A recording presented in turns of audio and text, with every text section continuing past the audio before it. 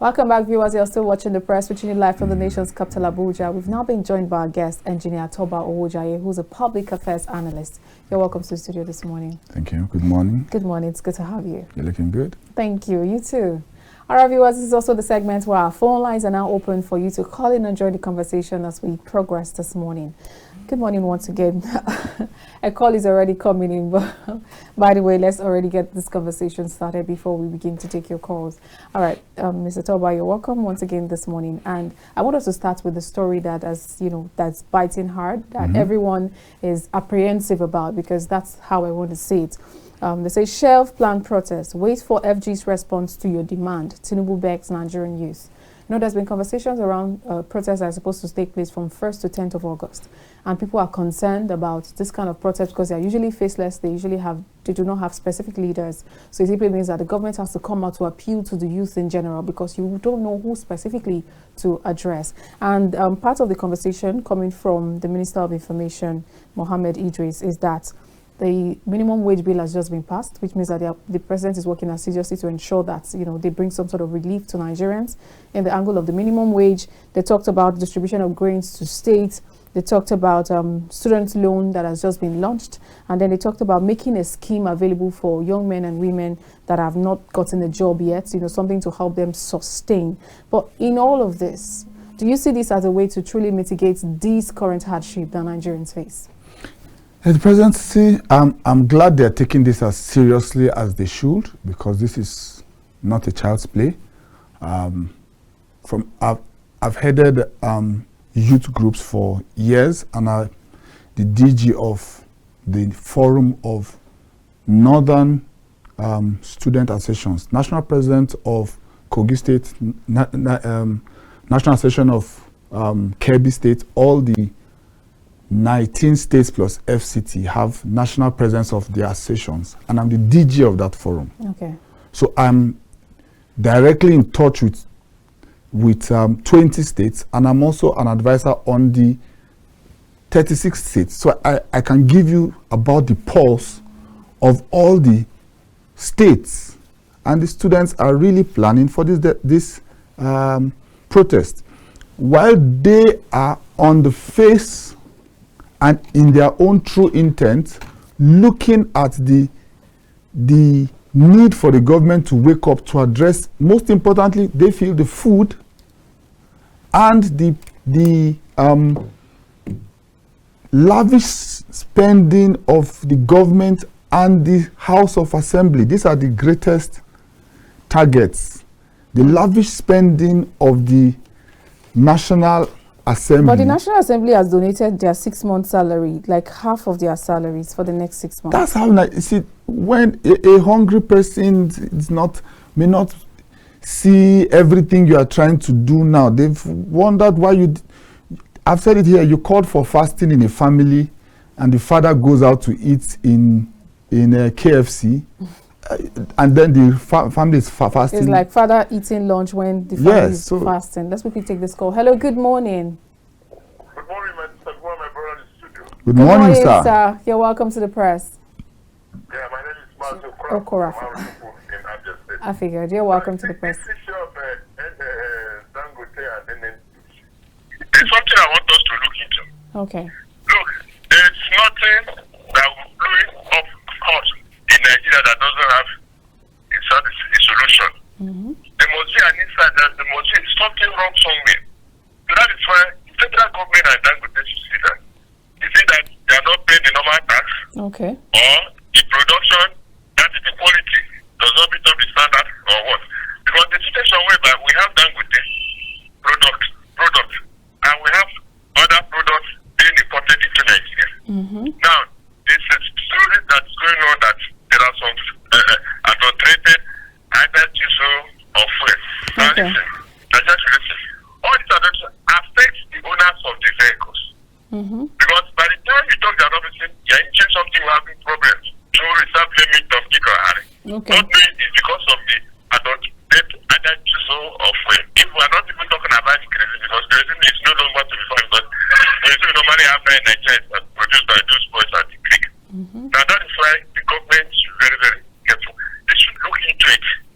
Who are responsible for this and untreated petroleum products we have in Nigeria. All right. Now, I'll suggest, listen, if it's aviation fuel, if it's a particular company wants to dictate it, they do that.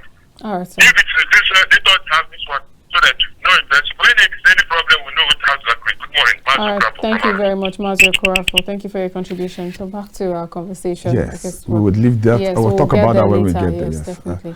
So this is the issue.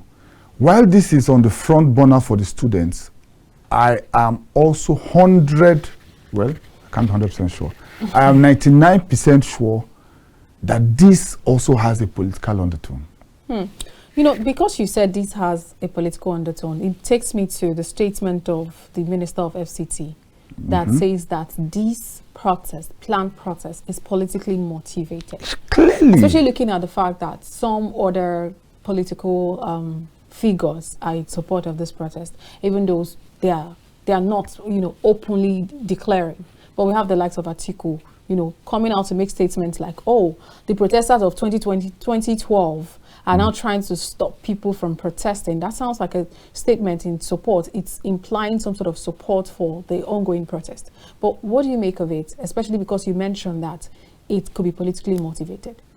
I know plenty. Okay. So from what I know, yes, there are people at the background. You see, we have said all the while in our political meetings that for any protest to gain, or any movement to gain any traction in Nigeria nationally, it must emanate from the north. That's where NSAS failed.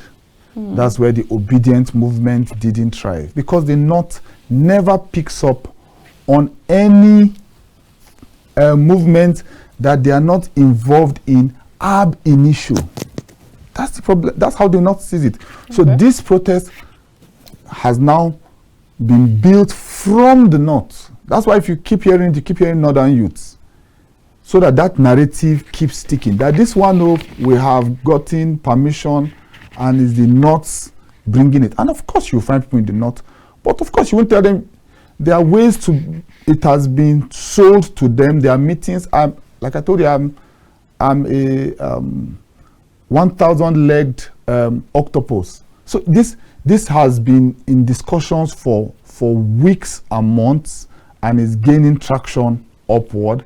And people who love revolution, like Sowore, my friend, is also happy on it.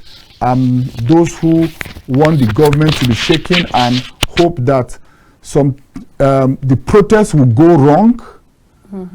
You know, once a large protest goes wrong, they start calling for somebody's resignation, somebody's head. At the beginning, it is never... You know, talking about, sorry to cut you, talking about calling for somebody's resignation, somebody's head, the hashtag of this protest is End Bad Governance. It's always a bait. Those of us who understand what's going on, this is not... Initially was, let's liken it to the NSAS protest. Yes. It was about NSAS. NSAS. Yes, NSAS. SARS was the issue, not even police brutality. NSAS, a division.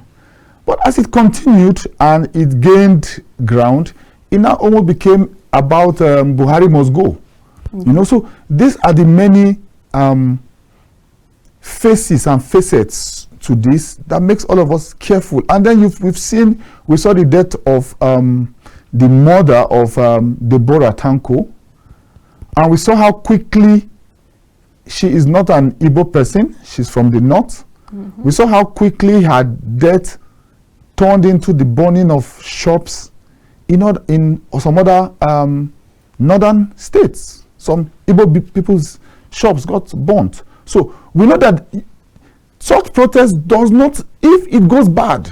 You see, and that's why when I see many people supporting it, that is why I see the Igbo group or Haneze saying, Igbo guys, stay out of this.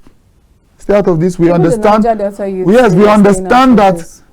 Especially for the Igbo guys, stay out of this, because we understand that if we join and it goes bad in any side of the country, we are the ones with shops everywhere.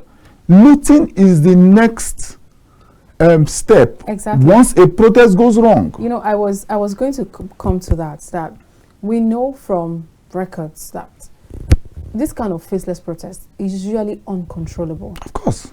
You only have access to begin. You don't even know how it's going to end. Of course. And you don't even know how to measure or how to control the crowd or the people involved. And most of the time, what we see is, you see looting and vandalism of people's properties.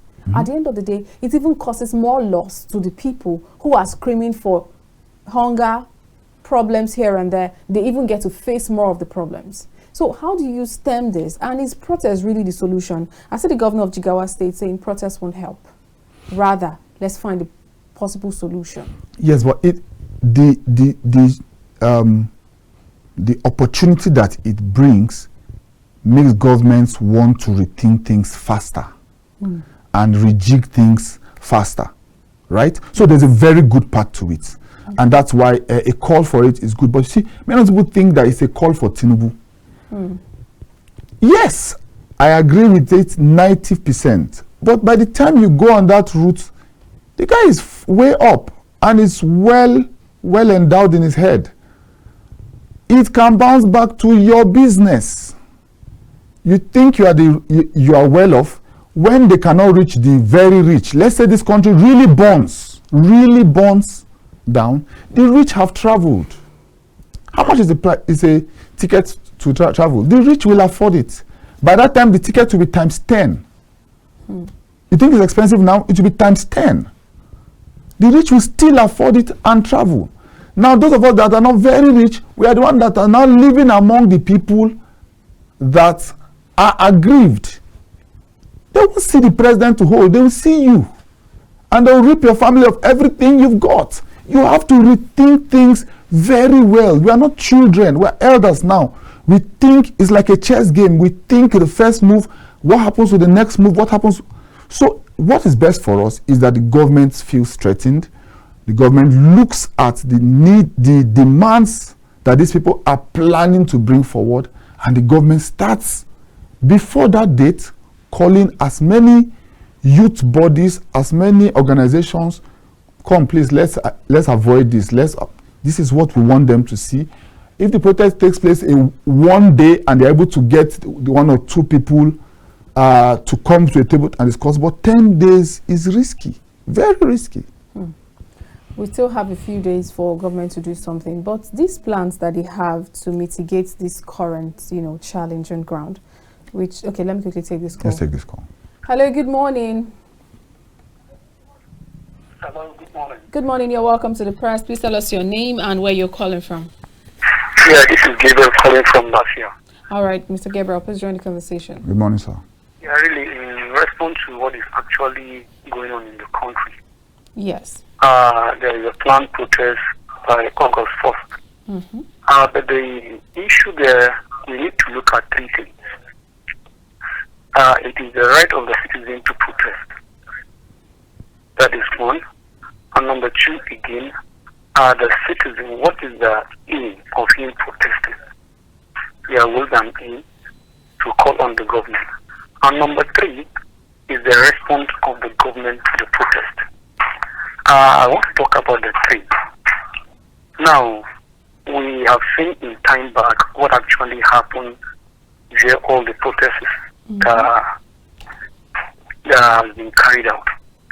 What was the response? How did the government respond to it? What is the outcome? Now, when you are looking at what is actually happening now, the government that just came into power with a lot of promises. And the government on her own side is not fulfilling her promises.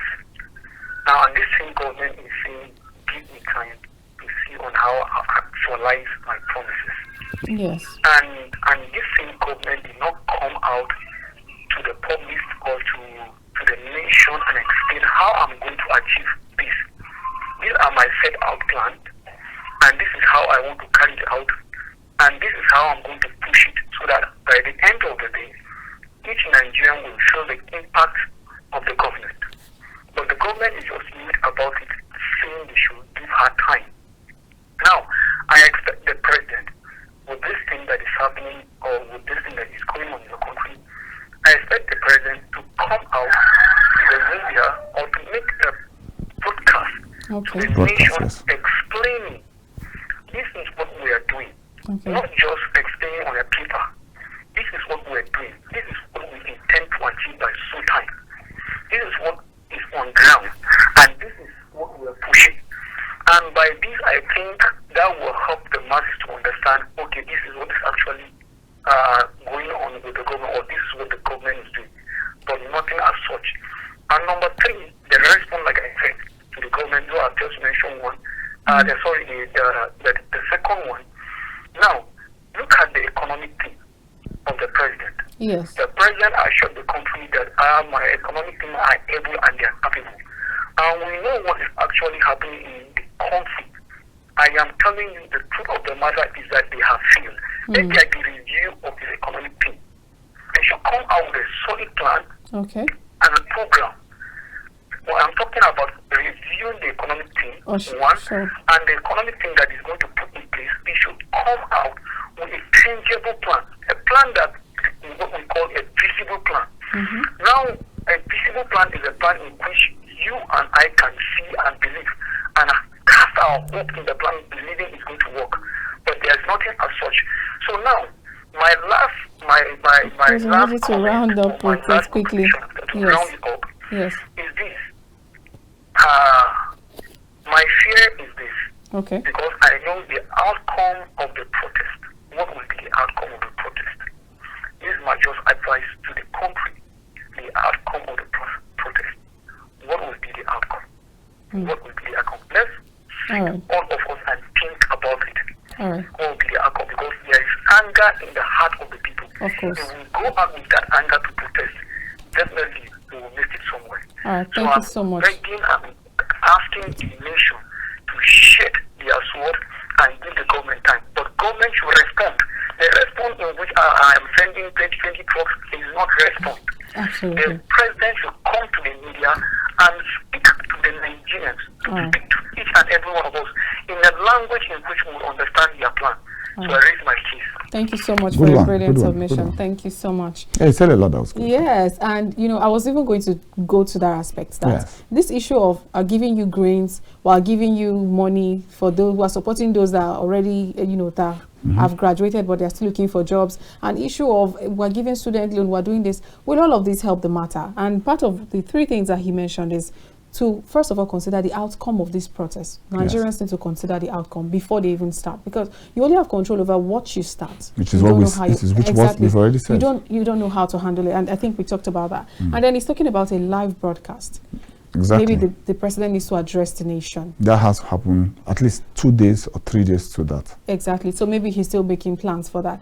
And then there are also conversations. I was going to come to that people are saying there has been hardship since every other governance, and it was stated that he inherited a bad administration, or he inherited a bad economic situation, and there has to be some sort of rejigging, which means that he's saying that there are a lot of people saying they need more time to be able to balance everything. And of course you hear President Tinubu always say that before you can, it's like a pregnancy state or a labor state where you have to labor and then have the baby, so it takes time to get to this thing. So what do you make of all of this? Do you think he truly needs more time? Or do you think that is, like this guy said, he said his economic team has failed. Do you think that his economic team has failed, or they are in the right track, they just need a bit of time to get it all sorted? I think they need both. They need a rejig of the team. You see, the problem with Nigerian government is that once people get into power, their aides become devils.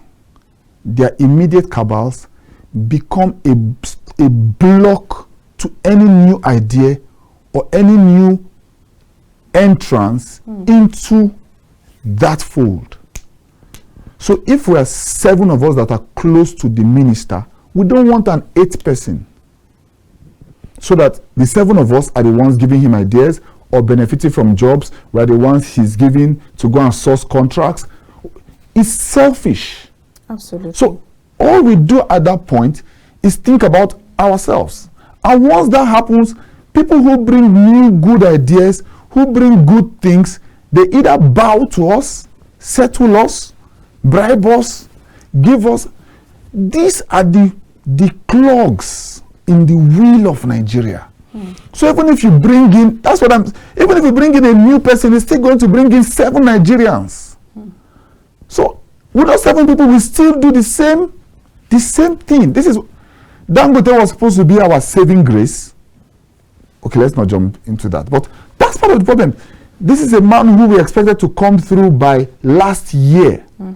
And this year that he's coming through, he's still telling us he's afraid of cabal. Oga, sell your product. Sell your product. The people in the market waiting for fuel, waiting for diesel. Sell your product and let's sell. We will not give you a monopoly. I said it here three months ago. Dangote is waiting for a monopoly. This is his only style of doing business. We won't give you that. Bring your products to the market and sell it. People will buy it. The market is in a high demand. You have a product, bring it and sell it. But if you're waiting for us to clear off every single product and wait for you to bring your product, then we're giving you a monopoly on the biggest product in Nigeria. And what does that make you? A mini god. Rockefeller had that in America, and they had to break him into 7 companies. The history of the world is there. He's not even close to that. You're on a road to becoming the richest man. You're on a race to becoming the richest man in the world. We are dying. Oh God, you will become the richest man in the world later. Give us food. Give us fuel. Let's not get into Dangote's conversation yet. I'm sorry. Let's not get into Dangote's conversation yet. So let's talk about these supposed outcomes. Now, you also agree that the government needs a bit of time. And then this is economic team. You think they are still on the right track? And, you know, they just raised the NPR. They raised interest rate to 26.75% again. See, my issue is that they were too slow. I've said since September of last year, open the border, let food come in, and don't allow food go out. Don't allow other goods come in. The government now delayed till last month. They now lifted ban on CBN for 43 items, and those food items were among it. I said, that's good, but it won't solve the problem. We still have problem of tax. They now said, okay, evasion of tax for the next 5 months. Yes, they now lifted it for the next 5 months. Now, it's the same thing like saying bail is free, but coming out of the police station has a cost. Conditional. So, you will still see a way in which Nigerian custom officers will still collect money from the people who you said are getting food free. But I'm saying all of these 9 months will have been months of food already on ground. This is the response to solution is slow. I cannot absolve the president of that. The response to the solutions he should make. Even this agric something, I have a meeting with the Minister of Agric this evening. I hope he listens to me. All of this can be averted if you listen. But if you surround yourself with only people that you know for the last 20 years, then you're stuck with the same ideas you had for 20 years. You know, there's been lots of conversation around the president, first of all, about his kind of team. You know, some persons say he appointed most persons based on compensation and not based on capacity. And then there are also conversations like Ali Ndume actually, you know, accused him of not being accessible.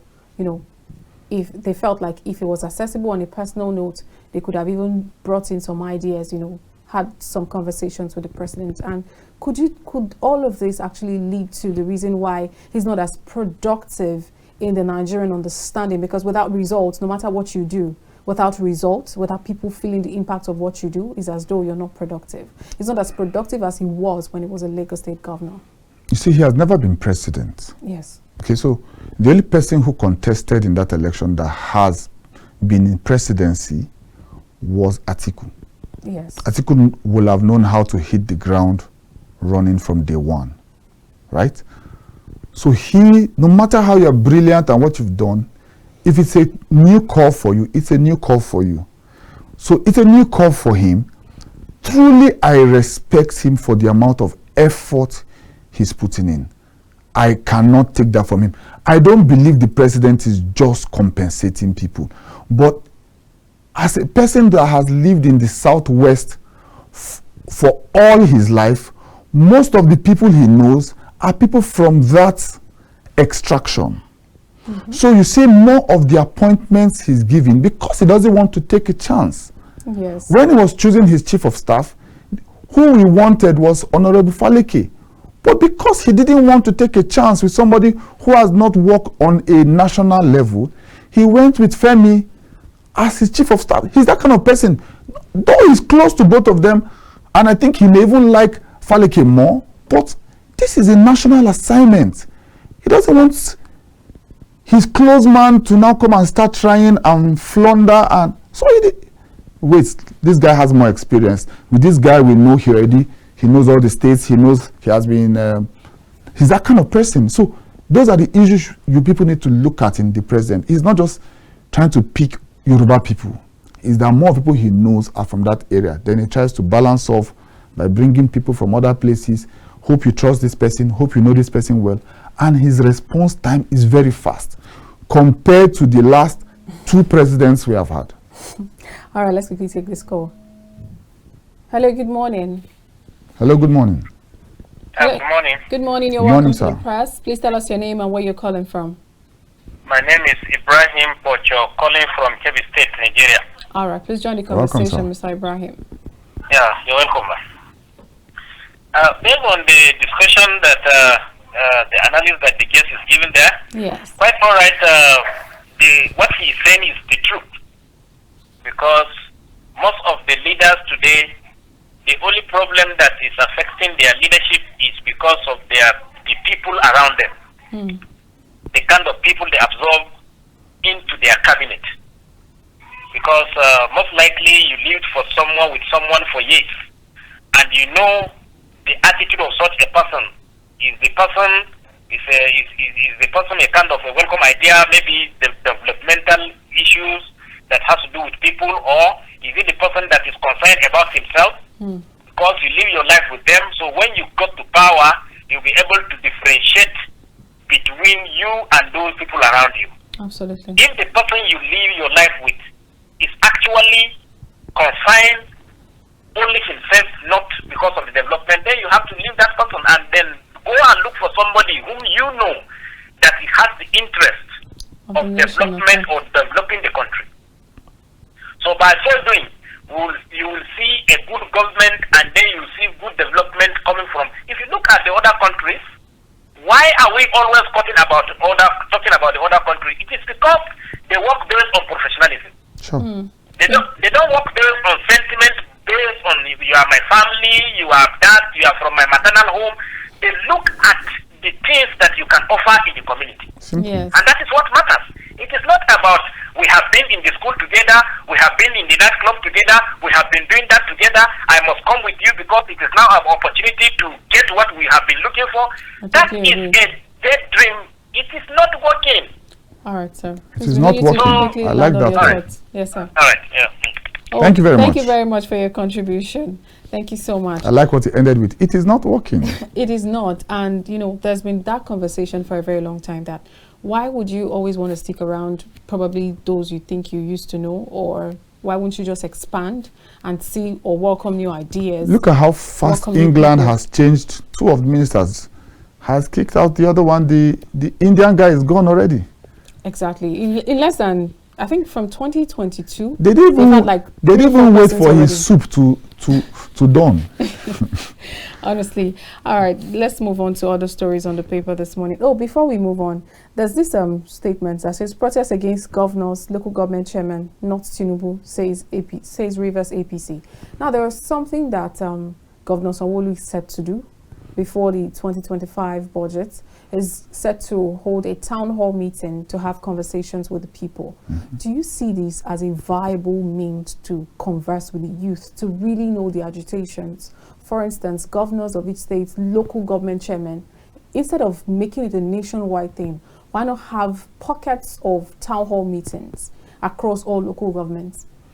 Hear what they have to say, communicate it to the state governors bring it together and communicate it to the federal. What do you make of that idea? What I would say the governor would want to hear first hand what is going on, So in my opinion, Lagos has how many local governments? 20. 20? Yes. That's not hard to go around. You can do 20 local governments in 10 days. Just fix 2. Fix 1 in the morning, fix 1 in the evening. Make it a big town hall meeting. Use 4 hours. Put your security, use a very secure venue so that people can speak. Choose some groups particularly to send in reps, and then allow anybody who wants to come in to apply through a portal so that you can know them. You can, if anything goes on in that venue, you can know where to track them to. If you pass them through a process and they fit it, allow them come in to speak. But then listen to people. See, Nigerians are not dull. There are a lot of very brilliant people in our streets. So find a way to reach out to them and get information, get advice. Every day I go to, not every day, but most times I go to where they argue papers. You'll be surprised. These junctions where they argue papers, I go there. I go and brush up my skill. That's where to debate. They will debate you down. So, but you pick up from there. You pick what other people are saying. If you want to be a good leader, you must be a good listener. And sometimes the realities are out there. Yes, you must be able to submit yourself to superior argument and logic. And that can only happen when you confront them openly, without any governor tag or I know better tag. Those are the things you would hear, and it will help you. All right, thank you very much for that. Let's head on to other stories. And this one is about the rifts between Dangote, NNDPRA, NNPCL. You know, there's been conversations I've been waiting for this one. There's conversations here and there. Oh, you're producing dirty fuel. It's not safe for Nigerians. Oh, you want to monopolize the nation's fuel business. Oh, you want to do this, you want to do that. And, you know, it's been like, oh, they are victimized. I'm being victimized here from Dangote's angle. And then from NNDPRA, in fact, right now, they are calling for the suspension or resignation of the NNDPRA board. So how do you unbundle all of this situation Can we take this going on? The call has dropped. Oh. So how do we handle all of this situational crisis that is beginning to also make investment look unattractive in Nigeria? If I was an investor, this will make investment look attractive to me. Oh, okay. Yes. Now I have 20 billion to bring into Nigeria. I'm not going to know that. They are not going to say because I come into the business, they are going to give somebody a special treatment in that business. Okay. If somebody else wanted to come into the fuel business and now hears that because of Dangote, they shut out every other person, then why will I take my risk to come in? Boy is building his. What will we do when he finishes with his? So you also believe that he's trying to monopolize the market? It is his style. Is that what you're style? It is his business style, and it's not because he's wicked. It's the best way he believes it will work. But this is a country. This is not sugar we're talking about. This is not Indomie. This is not cement. This is the lifeblood of Nigeria. This is fuel. You chose to enter this business and you chose to enter big. This is the biggest refinery. You have done the greatest feat that any Nigerian has ever done. Now it has been built, but he needs to understand this is an industry. In Germany, when you start a factory of this magnitude, you plan to make profit in 20 years. Nobody builds this and expects profit in that year. Nobody. Come in soft. Government, how much do we think this should go for? Nigeria is in a crisis. Nigeria is bleeding because of this fuel. There's a protest about to take place because of this fuel. That's the first demand on this list. This fuel. For subsidy. Now, yes. So, President, how much can I? President says, okay, can you help us at 600? 600 is hard. I can do 630 so that the marketers can sell for 650. Was this same Dangote that drops the price of diesel? Did you forget that? Yes. That's why I'm saying he's starting. If he starts, he has made 3 false starts already. I'll do it on this date. Because He wants every other thing cleared out. I understand why they complained that he had substandard diesel. Because he was importing diesel. Our diesel is sulfur-free. Our crude is almost sulfur-free. But most other countries don't have sulfur-free crude. But you remember that the reason why he was importing is because he also didn't get products. I agree. I'm just saying that he's justified for having a diesel that was not completely sulfur-free. Because we didn't give him diesel. He imported it from other countries.